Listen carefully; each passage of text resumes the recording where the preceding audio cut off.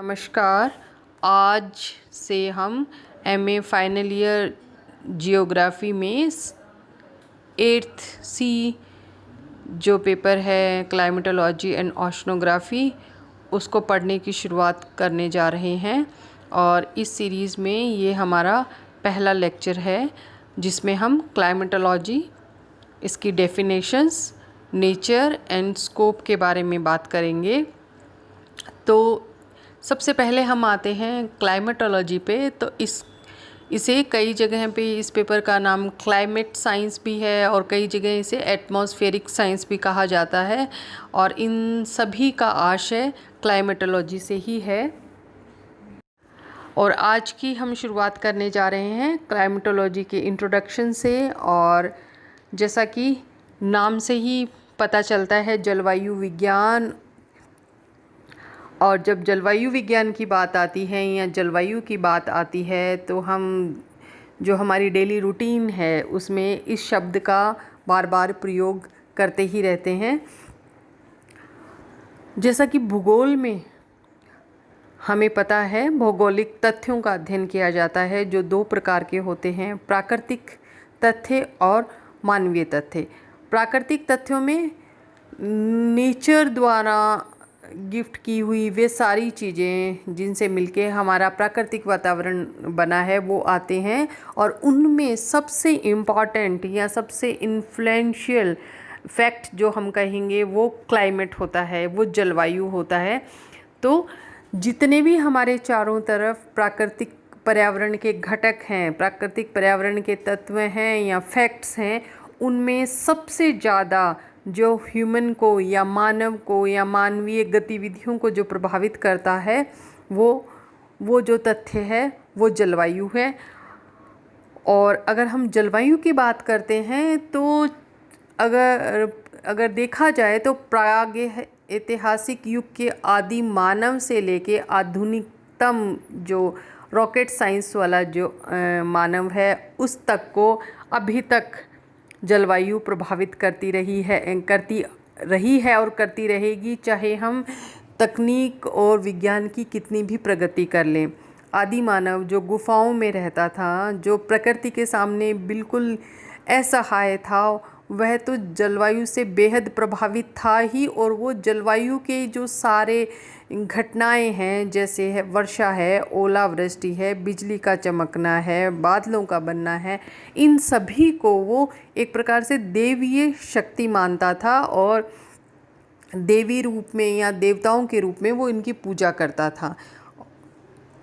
और जितने भी जो मानव के सांस्कृतिक वातावरण के तत्व हैं वे सभी जलवायु से पूर्णतया प्रभावित होते हैं। मानव के सभी क्रियाकलाप, उसका रहन सहन, उसके खान पान की आदतें, उसका निवास स्थान, उसका अपने आवास बनाने का ढंग, और इसके अलावा उसके व्यवसाय जो हैं वे सभी किसी न किसी प्रकार से जलवायु से प्रभावित होती हैं। और जैसा कि हम जानते हैं, मानव जो प्रजातियां हैं, ह्यूमन रेसेस हैं, उनके विकास में भी जलवायु का रोल महत्वपूर्ण रहा है। इसी के साथ साथ अगर हम देखें तो जलवायु न केवल मानव को प्रभावित करती है, यानी वो सिर्फ मैन को ही इन्फ्लुएंस नहीं कर रही है, इसके अलावा वो हमारी अर्थ के जो सभी अन्य घटक हैं जैसे जीव जंतु और वनस्पति, उनको भी वो किसी न किसी प्रकार से प्रभावित करती है। और हर क्षेत्र की या हर प्रत्येक क्षेत्र की जो वनस्पति है या जीव जंतु हैं, वे सरवाइव करने के लिए अपने आप को उस क्षेत्र विशेष की जो जलवायु होती है उसके अनुसार अपने आप को वो ढाल लेते हैं। और जैसा कि हम जानते हैं, भूगोल में क्षेत्रीय विभिन्नताओं का अध्ययन किया जाता है, यानी अलग अलग पृथ्वी के अगर किसी भी दो क्षेत्रों को हम ले लें तो वो बिल्कुल A to Z एक जैसे नहीं होते हैं, उनमें किसी न किसी प्रकार की विभिन्नताएं पाई जाती हैं। और भूगोल में हम इन्हीं विभिन्नताओं का अध्ययन करते हैं। तो अगर एक तरह से ये कहा जाए कि पृथ्वी पर जो प्रादेशिक विभिन्नताएं हैं, यानी अलग अलग प्रदेश जो हैं वो एक दूसरे से जो अलग हैं, उनमें पूर्णतया समरूपता नहीं है, तो उसके लिए जो कारक उत्तरदायी हैं उनमें सबसे महत्वपूर्ण जो कारक है वह जलवायु है।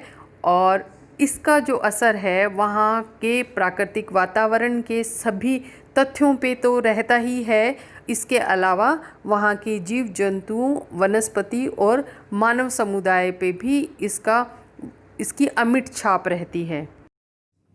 और आगे बढ़ने से पहले हम मौसम और जलवायु में क्या अंतर होता है, क्या फ़र्क होता है वो जान लेते हैं, क्योंकि अक्सर जो है वो दोनों शब्द एक तरह से पर्यायवाची या सिनोनिम्स के रूप में काम में लिए जाते हैं, जबकि इन दोनों में फ़र्क होता है और एक भूगोल के विद्यार्थी को वह समझना आवश्यक है। तो जहाँ तक वेदर या मौसम की बात है, तो वायुमंडल की अल्पकालिक अथवा क्षणिक अवस्था को मौसम कहा जाता है। जब हम किसी लघु अवधि जैसे विशेष घंटे, दिन, सप्ताह अथवा महीनों की वायुमंडलीय दशाओं का किसी विशेष स्थान या क्षेत्र के संदर्भ में उल्लेख करते हैं तो उसका तात्पर्य मौसम से होता है।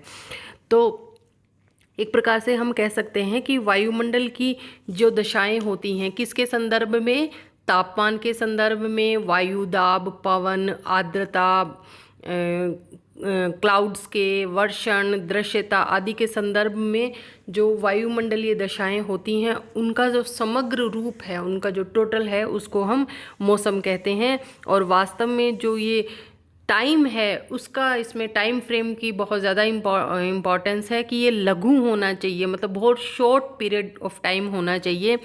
किसी घंटे का, किसी दिन, सप्ताह अथवा महीने के संदर्भ में हम इसको ले सकते हैं।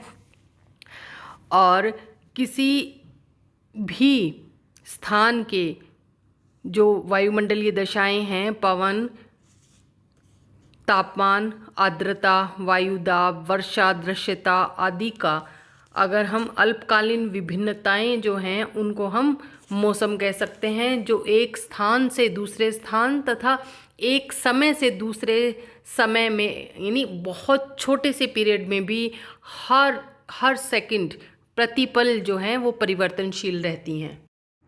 और यहाँ पे मौसम की परिभाषाएं दी हुई हैं, कुछ जो प्रसिद्ध भूगोलवेत्ता हुए हैं उनके अनुसार। इनमें पहली जो परिभाषा है वो है फिंच एवं त्रिवार्था की, जिन्होंने ये कहा कि किसी स्थान विशेष पर वायुमंडल की दशाओं का अल्पकालीन अध्ययन मौसम कहलाता है। क्रिचफील्ड ने कहा, वायुमंडल की दैनिक दशाएं जैसे तापमान, नमी एवं वायु संचार जो अल्पकाल में ही परिवर्तित होती रहती हैं मौसम कहलाती हैं। इसी प्रकार ऑस्टिन ने ये कहा, किसी स्थान के मौसम का आशय किसी निश्चित समय में वहाँ के अंतरिक्ष संबंधी तत्वों जैसे तापमान, वायुदाब, पवन, आर्द्रता, वर्षण एवं आकाश की दशाओं के कुल योग से है। तो एक चीज़ जो हम यहाँ पे निष्कर्ष के रूप में वो निकाल सकते हैं कि वायुमंडलीय दशाओं का जो बहुत शॉर्ट पीरियड ऑफ टाइम में जो कंडीशन रहती है उसको हम वेदर कहते हैं, जो हर जगह में, हर स्थान विशेष की अपनी होती हैं और एक स्थान से दूसरे स्थान पे और एक समय से दूसरे समय के में वो हमेशा परिवर्तनशील रहती हैं। यानी हम ये नहीं कह सकते कि सोमवार का जो मौसम है वो मंगलवार के जैसे ही होगा, या मंगलवार की सुबह का जो मौसम है वो मंगलवार की शाम के जैसा होगा, या यानी हर जो घंटा है उसका मौसम जो है वो एक दूसरे से परिवर्तित रहता है, एक दूसरे से अलग होता है। हर दिन का जो मौसम होता है वो भी एक दूसरे दिन से अलग होता है। इसी तरह से हर सप्ताह का और हर महीने का जो मौसम संबंधी दशाएं हैं वे हमेशा अलग अलग होती हैं। अब हम बात करते हैं जलवायु की। तो मौसम संबंधी जो दशाएं होती हैं उनका जो दीर्घकालीन औसत होता है वह मुख्यतः जलवायु कहलाता है। और इस औसत में हम जो है वो मौसम संबंधी जो दशाएं होती हैं उनका एवरेज लेते हैं, जो लगभग 20 से 30 वर्षों के बीच का होता है।